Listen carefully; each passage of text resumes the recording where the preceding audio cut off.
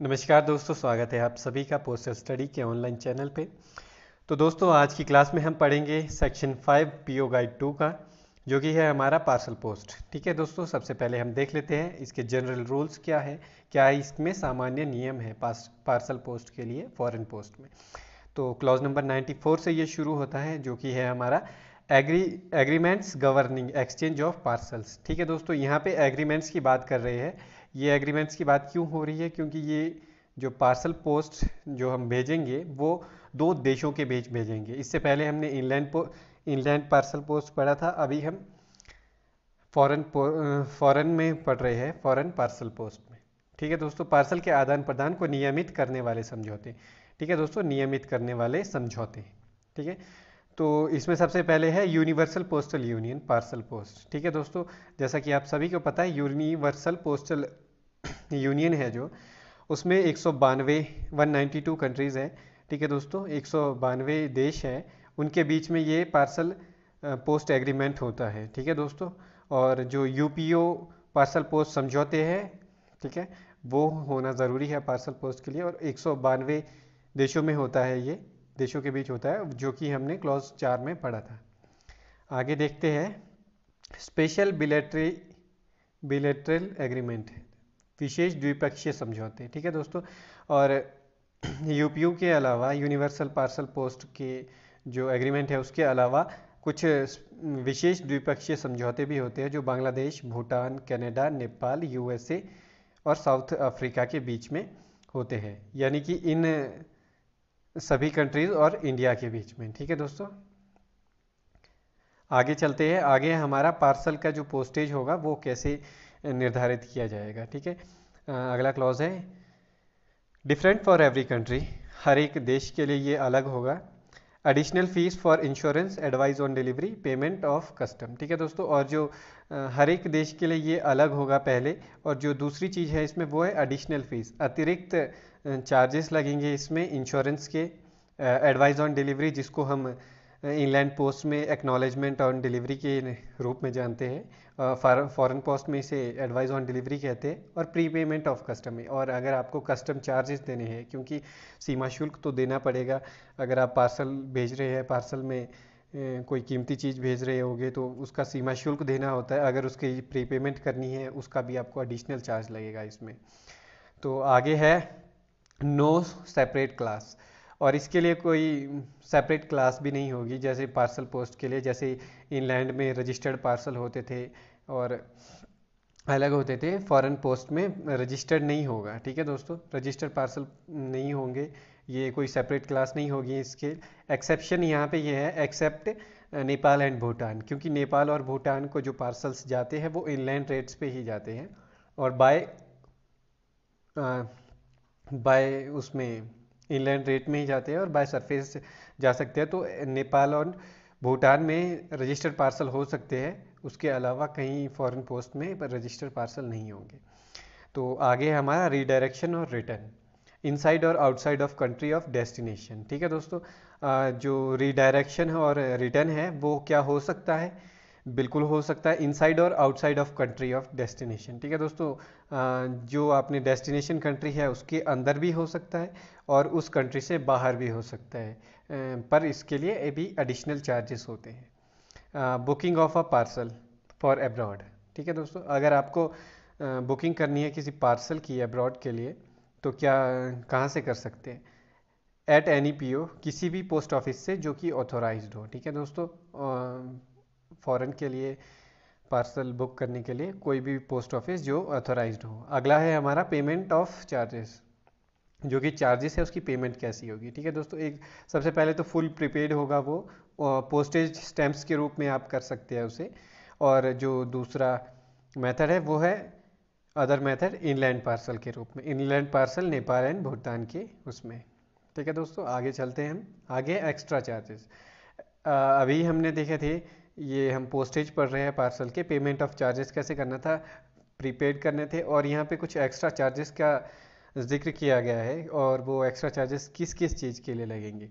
Repacking charges, warehousing charges, custom clearance, advice of arrival, अगर आप चाहते हैं कि जब अब वो पार्सल पहुंच जाए वहाँ पे तो उसकी आपको एक एक्नॉलेजमेंट मिले, तो उसके लिए भी आपको चार्ज देना होगा, डिलीवरी चार्जेस। अगर आप इनमें से कोई भी सेवाएं लेते हैं एडिशनली, तो आपको उसके लिए एक्स्ट्रा एक्स्ट्रा जो है वो चार्ज करना होता है, देना होता है। ये जो जितने भी एक्स्ट्रा चार्जेस है ये इन सर्विसेज के, ये एड्रेस ही से लिए जाएंगे, ये सेंडर नहीं देता है। इन केस ऑफ रिटर्न, अगर वो रिटर्न हो जाता है यानी कि नॉन डिलीवरी हो जाती है और वो रिटर्न हो जाता है, फिर ये सेंडर से कलेक्ट किए जाएंगे। ठीक है दोस्तों, ये था। तो दोस्तों अगला है हमारा क्लॉज नंबर 96, जो कि है हमारा डायमेंशंस। ठीक है दोस्तों, इसके डायमेंशन क्या होंगे पैकिंग के? मैक्सिमम लेंथ जो रहेगी वो अप टू 1.5 मीटर रहेगी, और sum of length and greatest circumference जो रहेगा वो आपका अप टू 2 मीटर्स तक। ठीक है दोस्तों, सम ऑफ लेंथ और ग्रेटेस्ट सरकमफ्रेंस, ठीक है, दोनों का जो योग रहेगा वो अप टू 2 मीटर रहेगा। आगे है मिनिमम सरफेस, जो मिनिमम सरफेस होगा इसका वो 90 mm इंटू 140 mm रहेगा। ठीक है दोस्तों, ये इसका डायमेंशंस थे। अब है हमारा लिमिट ऑफ वेट। वेट की क्या लिमिट रहेगी फॉरेन पार्सल्स में? ये है general maximum weight for foreign parcel is 20 kg। ठीक है दोस्तों, जो जनरली मैक्सिमम वेट होता है फॉरेन पार्सल का वो होता है 20 kg, और एयर पार्सल का 10 kg, और ताइवान जो देश है वहाँ पे 3 kg से ज़्यादा अलाउड नहीं है। ठीक है दोस्तों, तो जनरल 20 kg, एयर पार्सल में 10 kg, और ताइवान के लिए 3 kg। तो आपका एक क्वेश्चन होगा यहाँ पे कि ये 20 kg और 10 kg अलग अलग क्यों है? अगर आप इसे बाय एयर भेज रहे हैं तो 10 kg तक भेज सकते हैं, और फॉरेन पार्सल्स फॉरेन के लिए बाय एयर भी भेज सकते हैं, बाय सी भी भेज सकते हैं। ठीक है दोस्तों, और सरफेस से जाता है तो आपका जो है 20 kg तक आप भेज सकते हैं, बाय एयर से 10 kg तक रहेगा। आगे चलते हैं 98 पे, manner of addressing.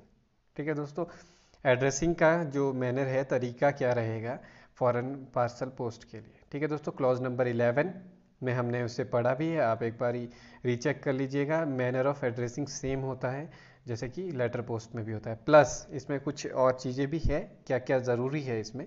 Address of sender on parcel. ठीक है दोस्तों, आपने लेटर पोस्ट में जो मैनर ऑफ एड्रेसिंग है वो पढ़ना है, प्लस उसके साथ क्या होना ज़रूरी है? Address of sender on parcel compulsory, जो सेंडर है उनका एड्रेस होना पार्सल में कंपल्सरी है। ठीक है दोस्तों, ये ज़रूरी है, इसके बिना नहीं जा सकता है। और रिटन इन इंक, और ये जो लिखा होना चाहिए वो स्याही से, यानी कि पेंसिल से नहीं लिखा होना चाहिए, पेन से लिखा होना चाहिए, इंक से लिखा होना चाहिए। और आगे है only one company person can be addressee, और एड्रेसी सिर्फ एक ही हो सकता है, या फिर वो कोई कंपनी हो सकती है या फिर वो कोई पर्सन हो सकता है, दो एड्रेसी नहीं हो सकते इसके। आगे चलते हैं, आगे है एक ऑप्शन यहाँ पे, जैसे कि ए बी और सी में आपको 3 नाम दिख रहे हैं, mister Vinay at, mister Ram at, mister Prakash at. ठीक है दोस्तों, इनमें से ए एक एड्रेस ही है, पर A B C same country में रहते हैं, तो इन तीनों के नाम आप मेंशन कर सकते हैं। तीनों में से अगर जैसे आपके एड्रेस ही है मिस्टर विनय, वो नहीं है तो मिस्टर राम या मिस्टर प्रकाश में से कोई उसे कलेक्ट कर सकते हैं उसी एड्रेस पे। ठीक है दोस्तों, ये आपके पास एक ऑप्शन रहता है, copy of address of sender and addressee enclosed in parcel. जो कॉपी ऑफ एड्रेस है वो सेंडर एंड एड्रेसी दोनों का पार्सल में इनक्लोज्ड रहेगा, यानी कि पार्सल में लगा रहेगा। आगे है ordinary foreign parcel. Ordinary foreign parcel यानी कि साधारण फॉरेन पार्सल एक्सेप्ट नेपाल और भूटान, नेपाल और भूटान को छोड़कर, should not have word registered. ठीक है दोस्तों, रजिस्टर्ड नहीं लिखा हुआ होना चाहिए किसी भी फॉरेन पार्सल में, नेपाल और भूटान को छोड़ के, क्योंकि नेपाल और भूटान में इनलैंड रेट्स में पार्सल चले जाते हैं। आगे हमारा although with in India they will be handed like inland registered parcel, और जब तक अगर आपका है तो जब तक वो इंडिया में हो गए, इंडिया में वो रजिस्टर्ड पार्सल के तौर पे उन्हें हैंडेड किया जाएगा। जैसे ही वो इंडिया निकल जाते हैं उसके बाद वो रजिस्टर्ड के तौर पे उन्हें हैंडेड नहीं किया जाएगा, नॉर्मली जो साधारण फॉरेन पार्सल है वैसे ही उन्हें लिया जाएगा। आगे देखते हैं, आगे है नो इंस्ट्रक्शन। अगर आपने कोई भी इंस्ट्रक्शन नहीं दी है फिर क्या होगा? आरटीएस, रिटर्न टू सेंडर हो जाएगा। और चार्जेस कैन बी इक्वल और हाइयर देन आउटवर्ड। ठीक है दोस्तों, चार्जेस कैन बी इक्वल। और जो आरटीएस के चार्जेस है रिटर्न टू सेंडर होने के, वो इक्वल भी हो सकते हैं और हाइयर भी हो सकते हैं। यानी कि आप मान लीजिए आपका 1,000 रुपये डाक शुल्क लगा था, तो जब सेंड वापस आएंगे वो, तो उसका इक्वल भी हो सकता है वो, और हाइयर भी हो सकता है। 1,000 से 1,500 भी हो सकता है वो, पर इससे नीचे नहीं होगा। ठीक है। आगे है नो रीडायरेक्शन इंस्ट्रक्शन।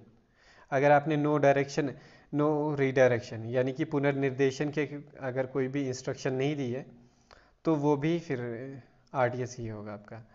ठीक है दोस्तों, उसमें भी कोई प्रॉब्लम नहीं है। आगे है 99 हमारा क्लॉज मेकअप एंड पैकिंग। किस प्रकार से आप पैकिंग करेंगे या फिर मेकअप करेंगे अपने फॉरेन पार्सल का।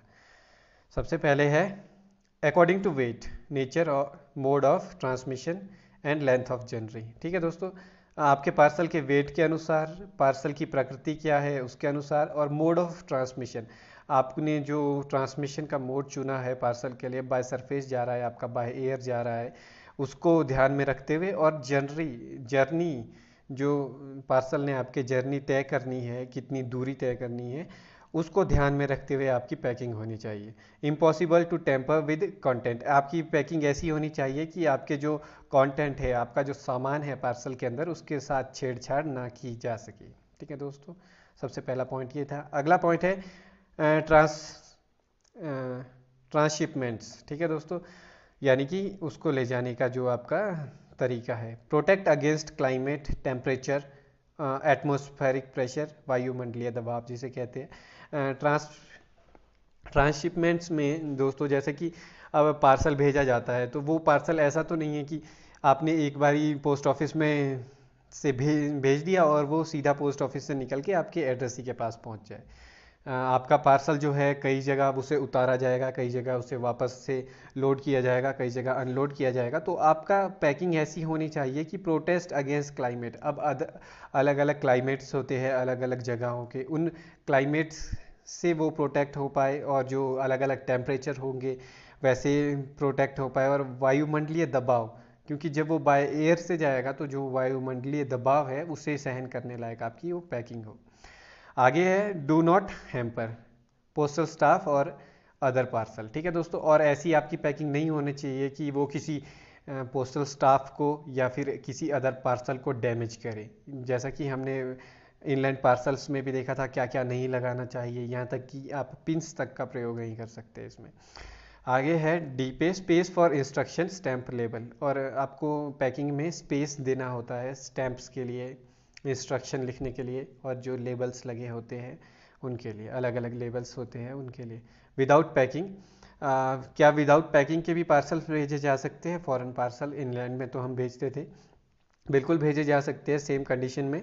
वन पीस आइटम अगर आपकी है, जैसे कि कोई कार्डबोर्ड का पीस है बड़ा, कोई ऐसी चीज़ है जो वन पीस आइटम है, उसे भेजा जा सकता है सीधा। उस पर आप एड्रेस वगैरह, सेंडर एड्रेस लिख सकते हैं, एड्रेसी का एड्रेस लिख सकते हैं, जो भी आपका मैनर है एड्रेसिंग का, वो सभी आप कंडीशंस पूरी करके उस पर भेज सकते हैं। Articles which can be fit together and keep together, है ना, और ऐसे आर्टिकल्स भी भेज सकते हैं जो आपस में फिट और हो सकते हैं और एक साथ रखा जा सकता है। आर्टिकल जो एक साथ फिट और एक साथ रखे जा सकते हैं उन्हें भी भेज सकते हैं वन पीस आइटम्स के साथ। ठीक है दोस्तों, तो ये था विदाउट पैकिंग वाला। यहाँ पे हमारा पार्सल की पैकिंग ख़त्म हुई। ख़त्म नहीं हुई दोस्तों, स्पेशल पैकिंग की कुछ कंडीशंस है अब अगले क्लॉज में। Clause number 100, special packing conditions. सबसे पहले है इसमें प्रीशियस मेटल। तो अभी तक हमने पढ़ा कैसे हम पैक करेंगे, क्या क्या हमने पैक करने के लिए करना था, कैसे पैक किया जाएगा। तो अब है कि स्पेशल पैकिंग कंडीशंस, कुछ स्पेशल चीज़ें जिनकी पैकिंग की कुछ कंडीशंस होती है अलग से। सबसे पहला है प्रीशियस मेटल, यानी कि आपने कोई प्रीशियस मेटल भेजा है, जैसे कि गोल्ड भेज रहे हो आप, सिल्वर भेज रहे हो, प्लैटिनम भेज रहे हो, जो कि प्रीशियस मेटल्स है। ठीक है दोस्तों, उन्हें कैसे किया जाएगा? स्टाउट मेटल बॉक्स, आपका कठोर मेटल बॉक्स होना चाहिए पहला। ठीक है दोस्तों, 1 सेंटीमीटर, है ना, पहला जो बॉक्स होना चाहिए वो स्टाउट मेटल बॉक्स होना चाहिए। प्लस दूसरा जो बॉक्स होना चाहिए वो आपका वुडन केस होना चाहिए, यानी कि लकड़ी का बक्सा होना चाहिए, जिसकी जो चौड़ाई है, जिसकी चौड़ाई 1 सेंटीमीटर होनी चाहिए, है ना, मोटाई, यानी कि वुडन केस की मोटाई 1 सेंटीमीटर तक होनी चाहिए। अगर आपका जो पार्सल है मेटल्स है वो 10 kg तक है तो 1 सेंटीमीटर होनी चाहिए। अगर 10 kg से ऊपर है तो वो 1.5 सेंटीमीटर मोटाई वाला वुडन केस होना चाहिए आपका। अगला है और, या फिर आप वुडन केस यूज़ कर सकते हो, या फिर 2 सीमलेस बैग, 2 निर्बाध थैले डबल रैपिंग के साथ, है ना, उन्हें ले सकते हो। और प्लाईवुड केस ले सकते हो 5 सेंटीमीटर मोटाई वाला विद मेटल एंगल स्ट्रिप्स, जिसमें कि मेटल एंगल की स्ट्रिप्स लगी हो। ठीक है दोस्तों, पहला ये था मेटल, प्रीशियस मेटल के लिए। ठीक है दोस्तों, ये था प्रीशियस मेटल का तरीका कैसे उन्हें पैक करना है। अब है ग्लास और फ्रेजाइल आइटम्स, यानी कि शीशा और नाजुक चीज़ें, फ्रेजाइल यानी कि नाजुक आइटम्स के लिए। ठीक है दोस्तों, अगर आप शीशे के कोई, यानी कि शीशे का डिनर सेट भेज रहे हैं, या फिर फ्रेजाइल आइटम्स यानी कि जो टूट फूट सकती है, नाजुक चीज़ें हैं, तो उन्हें भेज रहे हैं, तो कैसे पैक करना है उन्हें। बॉक्स होना चाहिए मेटल। ठीक है दोस्तों, मेटल बॉक्स होना चाहिए। अब आपका जो मेटल बॉक्स है, वुडन बॉक्स है, प्लास्टिक बॉक्स है और कार्डबोर्ड बॉक्स है। ठीक है दोस्तों, इनमें से कोई भी एक बॉक्स होना चाहिए जो कि स्ट्रांग होना चाहिए। ठीक है, बाहर का स्ट्रांग बॉक्स है आपका, पर आपने भेजी है नाजुक आइटम, ग्लास आइटम्स, तो वो टूट फूट सकती है, तो उसको अंदर फिल्ड होना चाहिए वो बॉक्स पेपर से या फिर वुड शेविंग से, जो कि लकड़ी की जो शेविंग्स होती है उसे शेव करके निकलता है, जिसे सामान्य भाषा में हमारे कहते हैं, है ना, वुड शेविंग्स है जो, उन्हें उनसे वो फिल्ड होना चाहिए बॉक्स, घर्षण को प्रिवेंट करने के लिए, यानी कि घर्षण को रोकने के लिए, ताकि वो आइटम्स ना टूटे। उसके अंदर वो आइटम्स रखी जानी चाहिए, पेपर के अंदर या फिर वुड शेविंग्स के अंदर। ठीक है दोस्तों, ऐसे पैक होगा आपका ग्लास और फ्रेजाइल आइटम्स। आगे चलते हैं, आगे है लिक्विड्स। ठीक है दोस्तों, अभी तक हमने मेटल्स देखा आपके और फ्रेजाइल आइटम्स देखा, अब है लिक्विड्स। इजीली लिक्विफाइंग सब्सटेंस, आसानी से तलीकृत पदार्थ, ऐसे, या फिर कोई लिक्विड्स, या फिर ऐसा कोई पदार्थ जो कि तरल के रूप में बाहर आ सकता है। ठीक है दोस्तों, सबसे पहले तो उन्हें लीक प्रूफ कंटेनर में पैक करना होगा, जो है ना, सबसे पहले लीक प्रूफ कंटेनर में पैक करना होगा। और दूसरी चीज़, container placed in special box, container को रखना होगा एक स्पेशल बॉक्स में। आपने लीक प्रूफ कंटेनर लिया, उसमें उस पदार्थ को रखा, और उस कंटेनर को अब आपने स्पेशल बॉक्स में रखना है, जो कि आपका होना चाहिए मेटल, वुड, प्लास्टिक या फिर कार्डबोर्ड का स्ट्रॉन्ग बॉक्स। ठीक है दोस्तों, और उस बॉक्स के और उस कंटेनर के बीच में आपको फिक्स करना होगा एब्जॉर्बेंट, यानी कि ऐसी चीज़ें जो कि उस तरल को अगर वो गिर जाता है तो एब्जॉर्ब कर ले। उसमें आप डाल सकते हैं चूरा, सॉडस्ट, कॉटन या फिर वुड का जो होता है, चूरा होता है, उसे रख सकते हैं। लिड फिक्सली टाइट, आपको जो ढक्कन है उसे फिक्स तरीके से टाइटली बंद करना होता है। ठीक है दोस्तों, ये था हमारा लिक्विड्स के लिए। आगे है हमारा फैटी सब्सटेंस। फैटी सब्सटेंस यानी कि सोप, रिसिंग्स, सिल्क वॉर्म एग्स, इन सबको कैसे पैक करना है। इन्हें भी फर्स्ट कवरिंग जो होनी चाहिए इनकी बॉक्स, क्लॉथ बैग या फिर प्लास्टिक में होनी चाहिए। और सेकंड जो इनका बॉक्स होना चाहिए वो मेटल का या वुड का या फिर अदर लीक प्रूफ होना चाहिए। ठीक है दोस्तों, तो ये थे हमारे कुछ स्पेशल पैकिंग के। आगे हैं इसमें ही स्पेशल पैकिंग्स में ड्राई कलर पाउडर। ठीक है दोस्तों, लाइक एनिलाइन ब्लो। ठीक है दोस्तों, dry colouring powder, dry powder पर कलरिंग वाला। ठीक है दोस्तों, इसमें लीक प्रूफ मेटल बॉक्स होना चाहिए जिसमें ये पैक किया जाएगा, और बॉक्स ऑफ वुड, प्लास्टिक और कार्डबोर्ड। ठीक है दोस्तों, और बीच में इसमें भी एब्जॉर्बेंट आपको डालना होगा सोखने के लिए अगर कुछ गिर जाता है।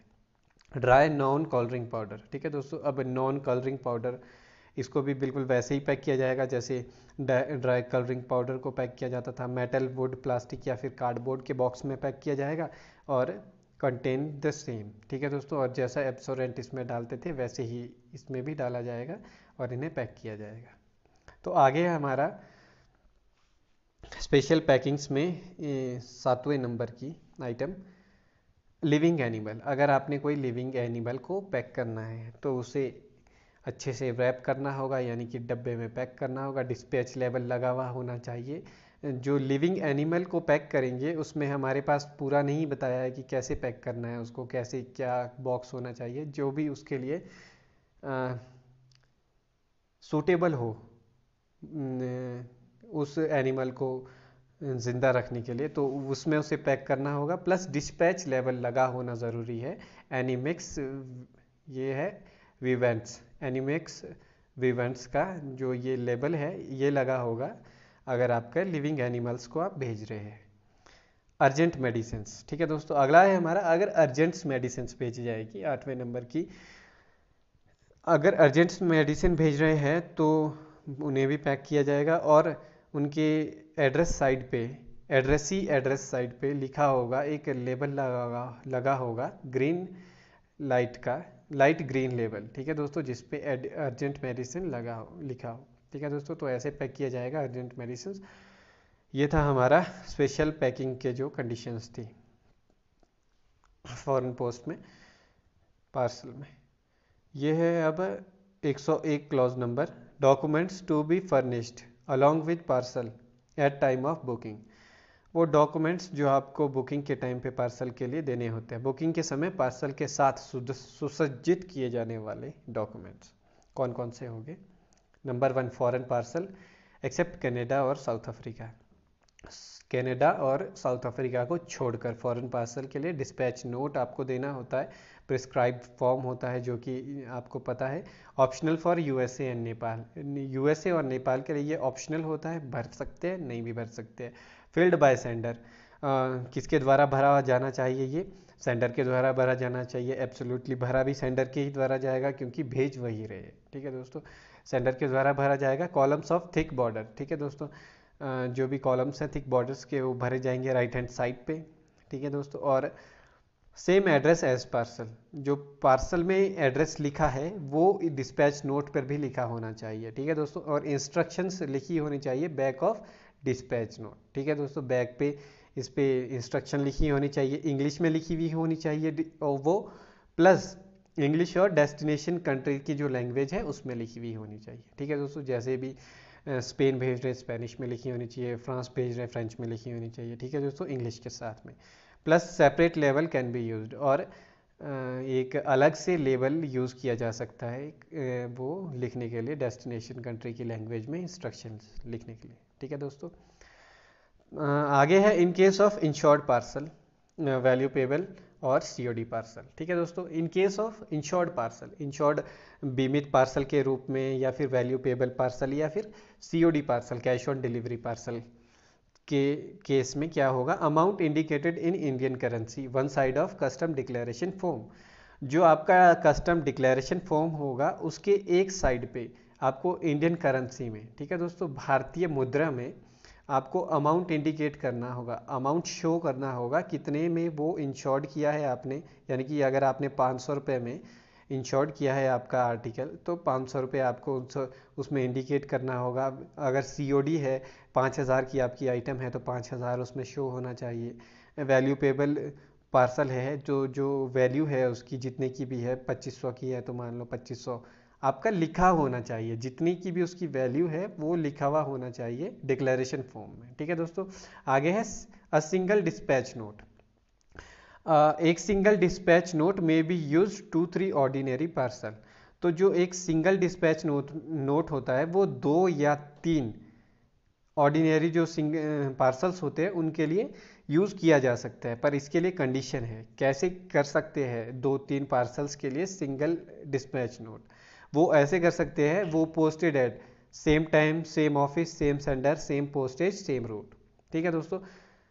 सेम एक ही टाइम पे, एक ही ऑफिस से, एक ही सेंडर के द्वारा सेम पोस्टेज हो उसका और सेम रूट हो तो भेजा जा सकता है एक डिस्पैच नोट से 2 या 3 पार्सल, ठीक है, मार्क्ड बाय सेंडर। और उसमें डिस्पैच नोट में लिखा हुआ होगा, मार्क्ड किया होगा 1 बैच ऑफ, जैसे कि अगर मान लीजिए 3 पार्सल्स भेजे जा रहे तो यहाँ पे लिखा होगा 3 पार्सल्स, ठीक है दोस्तों। ये था सिंगल डिस्पैच नोट से कैसे भेज सकते हैं। अब है आगे ऑर्डिनरी पार्सल, साधारण parcel, all parcel other than VP COD custom duty, ठीक है दोस्तों। ऑल अदर पार्सल्स, साधारण पार्सल कौन से होते हैं, वो सभी पार्सल्स वैल्यूएबल को छोड़ के, सीओडी को छोड़ के और कस्टम ड्यूटी पार्सल्स को छोड़ के जो होते हैं वो ऑर्डिनरी पार्सल्स होते हैं। दूसरा है हमारा आउटवर्ड फॉरेन पार्सल्स। आउटवर्ड का मतलब होता है यानी कि जो भारत से बाहर भेजे जा रहे हैं वो outward foreign parcels liable to open custom exam. ठीक है दोस्तों। ये जो है लायबल है खोलने के लिए, इन्हें खोल सकते हैं कस्टम एग्जामिनेशन के लिए कस्टम ऑफिसर्स। ठीक है दोस्तों। कस्टम डिक्लेरेशन मस्ट, जो कस्टम डिक्लेरेशन है यानी कि आपका सीमा शुल्क का जो डिक्लेयर करना होता है कि दे दिया है, वो डुप्लीकेट में बहुत ज़रूरी है, इसमें ज़रूरी है वो। अगला है in many cases 2 copies are requested. और कुछ केसेस में यानी कि कुछ केसेस में या फिर ज़्यादातर केसेस में जो 2 कॉपीज़ होती है वो रिक्वेस्टेड होती है, किसकी? कस्टम डिक्लेरेशन फॉर्म की। आगे है एक्यूरेट डिस्क्रिप्शन ऑफ कंटेंट। आपको जो आउटवर्ड फॉरेन पार्सल है यानी कि विदेश के लिए फॉरेन पार्सल भेज रहे हैं, उसकी एक्यूरेट डिस्क्रिप्शन लिखी होनी चाहिए आपकी कंटेंट की, कि नेट वैल्यू क्या है उसको कंटेंट की, और नेट वेट क्या है, नेट वैल्यू क्या है, क्योंकि वेट और वैल्यू के हिसाब से ही आपके जो कस्टम चार्जेस होते हैं वो लगते हैं। और अगर आपने एक्यूरेट डिस्क्रिप्शन नहीं दिया है उसका और उससे लायबल टू ओपन होता है वो, और कस्टम एग्जामिनेशन के लिए, और उसे ओपन किया गया और वो उसमें कुछ गड़बड़ निकली, तो ये पेनल्टी के लिए होता है। अगला है डू नॉट यूज़। क्या यूज़ नहीं किया जाना चाहिए? शॉर्ट फॉर्म यूज़ नहीं की जानी चाहिए। कुछ भी लिखा जाए तो उसे फुल फॉर्म में लिखा जाना चाहिए। ठीक है दोस्तों। आगे चलते हैं। आगे है सेंडर में अटैच CP2 डिस्पैच नोट। ठीक है दोस्तों। जैसा कि फॉरेन पोस्ट में हमने जब शुरू में ही पढ़ा, 2 प्रकार के डिस्पैच नोट होते थे, एक C1 होता था, एक C2 और CP2 होता था। C1 जो यूज़ होता था वो 3400 रुपीज़ तक के लिए यूज़ होता था, पर जो है CP2 और C2 नोट जो है वो उससे ऊपर के लिए यूज़ होता था, और 3400 तक के लिए भी इसे रिकमेंड किया जाता था। ठीक है दोस्तों। तो ये CP2 डिस्पैच नोट और एनी डॉक्यूमेंट्स जो लगे हुए सेंडर इसे अटैच कर सकता है अपने पार्सल के साथ। Invoice, export licence, import licence, certificate, इन सभी डॉक्यूमेंट्स में से कुछ भी सेंडर जो है वो अटैच कर सकता है पार्सल के साथ। ठीक है दोस्तों। अगला है फॉर यूएसए के लिए क्या है? Non delivery instruction recorded on custom declaration form. ठीक है दोस्तों। Non delivery instruction for USA, America के लिए यानी कि यूनाइटेड स्टेट ऑफ अमेरिका के लिए नॉन डिलीवरी के केस में इंस्ट्रक्शन आपको देनी होती है डिक्लेरेशन फॉर्म में अलग से। अगर इसकी नहीं होती है डिलीवरी तो क्या करना है? ठीक है दोस्तों। तो वो इंस्ट्रक्शन डिक्लेरेशन फॉर्म में देना ज़रूरी है। आगे है फॉरेन पार्सल डेक्लेरेशन इन पीपी फॉर्म। पीपी फॉर्म जो होता है उसमें डेक्लेरेशन देना ज़रूरी है। और अगर आपकी जो गुड्स है, आपका जो सामान है फॉरेन पार्सल में, वो 50 रुपये से कम का है तो सिंपल डेक्लेरेशन से भी काम चल जाएगा। आगे हमारा पार्सल रिक्वायरिंग। अगर आपका पार्सल जो है वो रिक्वायर करता है, वो उसके लिए कुछ चाहिए, स्पेशल परमिट चाहिए, आपका जो पार्सल में सामान है उसको भेजने के लिए आपको स्पेशल परमिशन चाहिए, परमिट चाहिए, या फिर लाइसेंस चाहिए एक्सपोर्ट का, तो उससे रिलेटेड आपको डॉक्यूमेंट्स भी देने होते हैं। ठीक है। अगला है हमारा 1 copy of custom declaration pasted on parcel. ठीक है दोस्तों। Other document tied on parcel और placed in transparent advice envelope. ठीक है दोस्तों। यहाँ पे है 1 कॉपी ऑफ कस्टम डिक्लेरेशन। एक तो कस्टम डिक्लेरेशन की पहली एक कॉपी पार्सल में चिपकाई जाएगी। ठीक है दोस्तों। यानी कि पार्सल में पेस्टेड होगी, यानी कि चिपकाई जाएगी। और एक अदर डॉक्यूमेंट्स, जो अदर डॉक्यूमेंट्स होंगे वो पार्सल के साथ बंधे होंगे। ठीक है दोस्तों। पार्सल के साथ बंधे होंगे, या फिर एक ट्रांसपेरेंट एडवाइजी एनवेलप में, है ना, जो एक्नॉलेजमेंट एनवेलप होता है ट्रांसपेरेंट का, ट्रांसपेरेंट एनवेलप होगा, उसमें डाल के पार्सल के साथ डले हुए होंगे, पार्सल में पैक होंगे। ठीक है दोस्तों। आगे है इसकी रिसिप्ट इज गिवन, और इन सभी की जो है रिसिप्ट दी जाएगी आपको। ठीक है दोस्तों। तो यहाँ पे ये खत्म होता है हमारा क्लॉज। आगे है clause number 102, undelivered outward parcel and instruction by sender. ठीक है दोस्तों। Undelivered outward parcels and instructions by sender, अप्राप्य बाहरी पार्सल और प्रेषक द्वारा वो इंस्ट्रक्शन। अब ऐसे आर्टिकल्स जो हमने आउटवर्ड यानी कि अमेरिका का उदाहरण ले लेते हैं, हमने यहाँ से अमेरिका के लिए भेजे थे पर वो अनडिलीवर्ड है, यानी कि वो डिलीवर नहीं हुए, तो उनके लिए जो इंस्ट्रक्शन दी जाती है सेंडर के द्वारा वो क्या है वो हम देख लेते हैं। नॉन डिलीवरी इंस्ट्रक्शन दी जाती है रिटर्न टू सेंडर। ठीक है दोस्तों। नॉन डिलीवरी और रिटर्न टू सेंडर दी जाएगी। पे पोस्टेज चार्ज। ठीक है दोस्तों, अगर आपकी जो इंस्ट्रक्शन है वो है नॉन डिलीवरी होती है अगर, तो return to sender. Pay postage charge warehousing repacking custom duty is cancelled. Custom duty इसमें कैंसल्ड हो जाएगी क्योंकि वो वापस आ चुका है आपका। और पे पोस्टेज चार्ज, आपको पोस्टेज चार्ज देना होगा और वेयर हाउस रीपैकिंग चार्ज देना होगा। ठीक है दोस्तों, और फॉलोइंग इंस्ट्रक्शंस, अगर आपकी ये इंस्ट्रक्शंस है, may be given by sender, advice on non delivery send to him, और advice of non delivery send to others.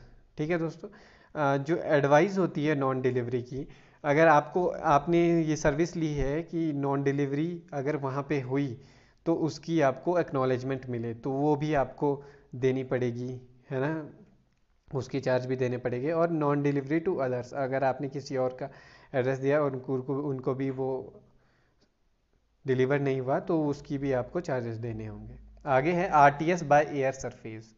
ठीक है दोस्तों, अगर आरटीएस आपने जो चाहते हैं वो एयर से चाहते हैं या फिर सरफेस से चाहते हैं, पीरियड ऑफ रिटेंशन, जो डिटेंशन का पीरियड है वो कितना रहेगा, पेमेंट ऑफ रीडायरेक्शन, अगर रीडायरेक्शन चाहते हो आप तो उसकी पेमेंट, और अबॉर्डेंट, है ना, तो इन सभी चार्जेस को आपको वो करना होगा, इन सभी को पे करना होगा। अगर आपने कोई अलग से इंस्ट्रक्शन दी है तो सेंडर के द्वारा पे किया जाएगा इन सभी को, है ना। और डू नॉट रीडायरेक्ट इंस्ट्रक्शन, अगर आपकी डू नॉट रीडायरेक्ट इंस्ट्रक्शन लिखी है, यानी कि नी पास नेक्स्ट पेंडर ये लिखा होता है, ये अलग भाषा में है।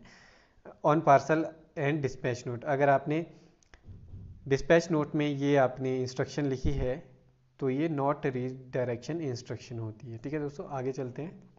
अगला है रीडायरेक्शन, इनसाइड और outside of country of destination by air और सरफेस। रीडायरेक्शन कर सकते हैं इनसाइड और आउटसाइड, दोनों जगह कर सकते हैं आप। जिस डेस्टिनेशन कंट्री में, यानी कि आपने अमेरिका भेजा है, अमेरिका में भी उसे अमेरिका के ही अंदर किसी और जगह पे रीडायरेक्शन किया जा सकता है, और अमेरिका से बाहर भी किया जा सकता है, और एयर के द्वारा भी किया जा सकता है, सरफेस के द्वारा भी किया जा सकता है। रिक्वेस्टेड बाय सेंडर, सेंडर के द्वारा रिक्वेस्ट की जाएगी उसके लिए किस मोड से उन्हें करना है और कहाँ रीडायरेक्ट करना है। पार्सल सेटिस्फाइंग कंडीशन, अगर पार्सल आपका सेटिस्फाइंग कंडीशंस में है ना, या फिर रिक्वेस्ट ऑफ एड्रेसी, है ना, तो आपको गारंटी करनी होती है कि आप एडिशनली पे चार्ज करेंगे। ठीक है दोस्तों, रिडायरेक्शन के केस में अगर आपको रिडायरेक्ट करना है अमेरिका में ही, यानी कि डेस्टिनेशन कंट्री में ही, या फिर डेस्टिनेशन कंट्री से बाहर, तो आपको वहाँ पे गारंटी देनी होती है कि उसके लिए जो चार्जेस है वो आप पे करेंगे, एडिशनल चार्जेस।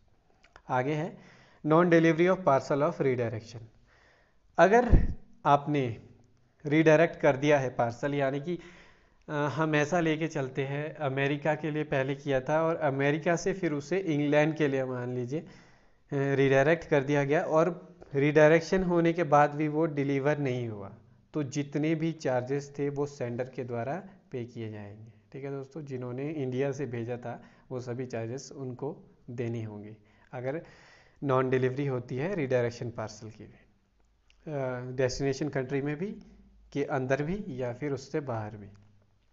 आगे है मोड ऑफ रिटर्न, वापसी का तरीका क्या रहेगा। इंस्ट्रक्शंस की बात हो रही है, ये जो हमारा क्लॉज है वो पूरा ही इंस्ट्रक्शन का है। तो मोड ऑफ रिडायरेक्शन के लिए इंस्ट्रक्शन देखी हमने, अब देखेंगे मोड ऑफ रिटर्न का, वापसी का तरीके के लिए क्या इंस्ट्रक्शन होगी। डिपेंड ऑन इंस्ट्रक्शन, जैसा कि हम कह रहे थे, वापसी का तरीका आपका डिपेंड करता है इंस्ट्रक्शन पे, कैसी आपकी इंस्ट्रक्शन है, सेंडर के द्वारा वापस कैसे आएगा हमारा आर्टिकल।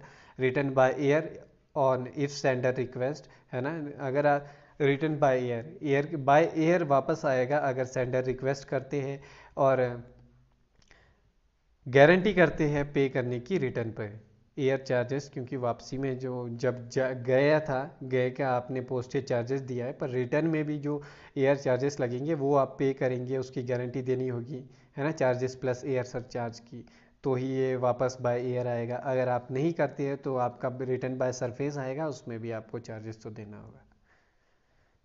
ठीक है दोस्तों, रिटर्न बाय सरफेस आएगा, इसका मतलब ये नहीं होता है कि चार्जेस नहीं देना होगा, पर उसमें फिर सरफेस रेट में देना होगा। अगर आप सेंडर चाहता है कि बाय एयर आए तो उन्हें चार्जेस प्लस एयर सरचार्ज देना होता है। ठीक है, आगे चलते हैं हम। आगे है हमारा एडवाइस ऑफ नॉन डिलीवरी। ठीक है दोस्तों, अब नॉन डिलीवरी की एडवाइस क्या है ये भी देख लेते हैं, यानी कि acknowledgement of non delivery. Advice ही क्या मतलब इसमें होता है फॉरेन पोस्ट में एक्नॉलेजमेंट आपको।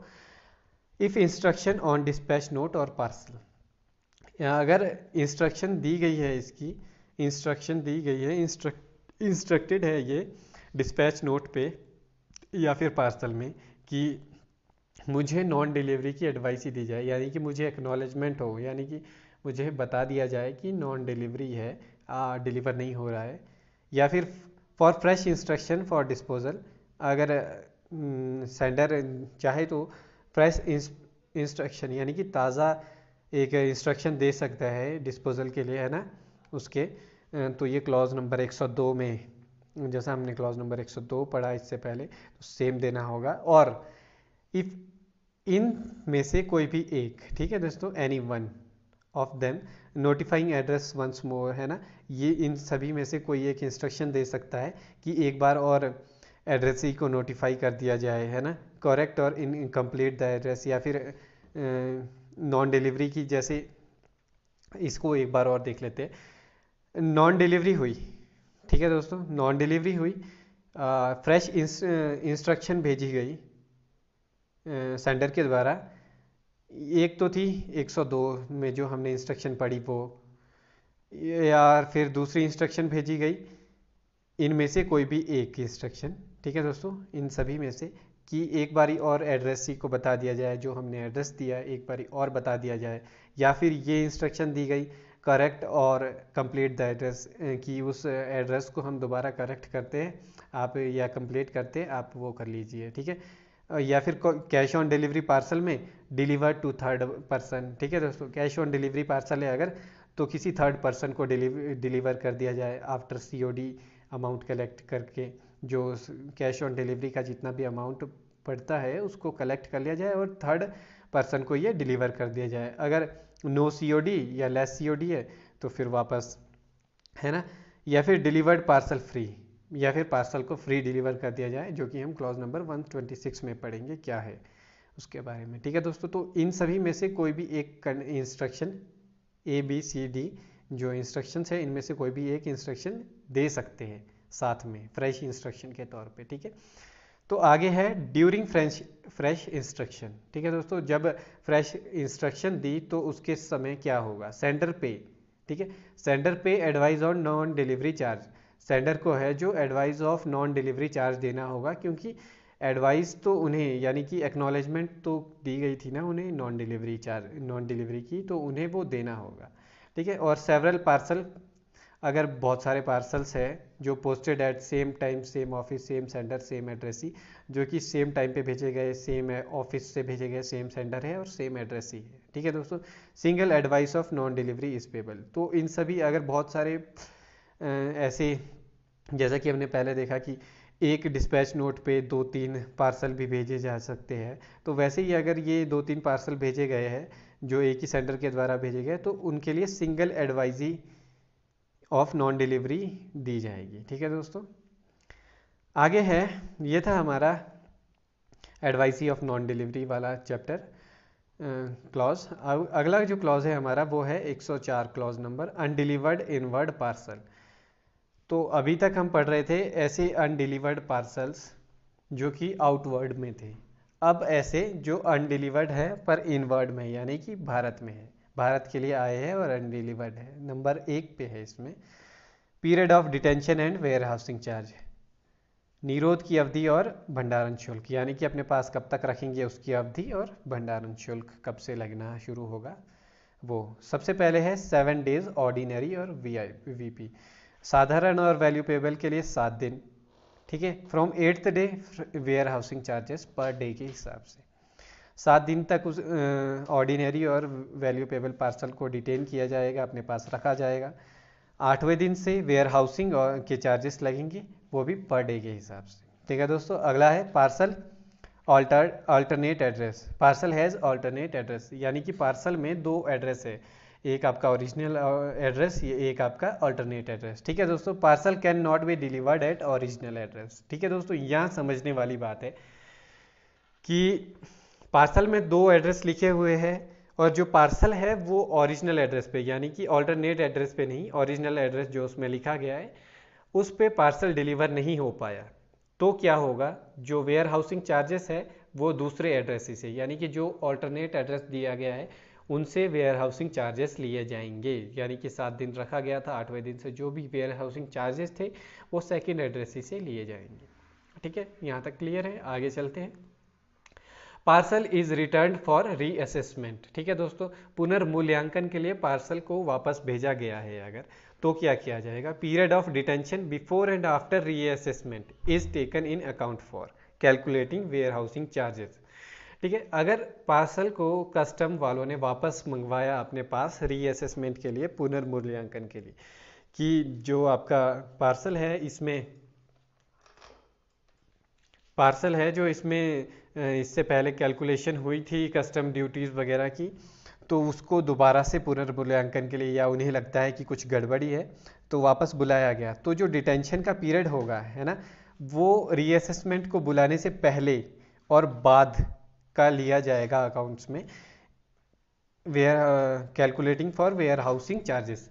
वेयर हाउस चार्ज को कैलकुलेट करने के लिए जो रीअसेसमेंट के लिए जब बुलाया गया है उससे पहले के दिन और उससे बाद के दिन लिए जाएंगे। जो रीअसेसमेंट के लिए जो दिन है, जब तक वो रीअसेसमेंट के लिए कस्टम के पास है वो नहीं लिए जाएंगे। ठीक है दोस्तों, जैसे हिंदी में भी आप पढ़ लीजिए एक बार, भंडारण की गणना के लिए हिरासत से पहले और बाद की अवधि की जाती है, यानी कि हिरासत से पहले यानी कि वो रीअसेसमेंट से पहले और बाद, रीअसेसमेंट के टाइम का जो है कि जितने भी दिन हैं 5-6 दिन रखा है उन्होंने अपने पास, तो वो इसमें शामिल नहीं किया जाएगा वेयर हाउसिंग चार्जेस को कैलकुलेट करने के लिए। ठीक है दोस्तों, इतना क्लियर है, आगे चलते हैं।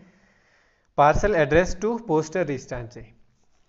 अब ऐसे पार्सल्स जो एड्रेस किए गए पोस्टल रिस्टांटे के तौर पे, warehousing charges from 8th day, क्योंकि वेयर हाउसिंग चार्जेस जो है वो 8वें दिन के बाद लगेंगे, क्योंकि ये फॉरेन पार्सल्स है। ठीक है दोस्तों, इनवर्ड पार्सल, तो जो इसके लिए वेयर हाउसिंग चार्जेस है वो 8th डे से लगने शुरू होंगे। Parcel addressed poste restante except valuable article 7 days detained up to 1 month। ठीक है दोस्तों, जो पोस्टे रिस्टांटे के आर्टिकल्स है उन्हें हम डिटेन करके रखते हैं अपने पास 1 महीने तक।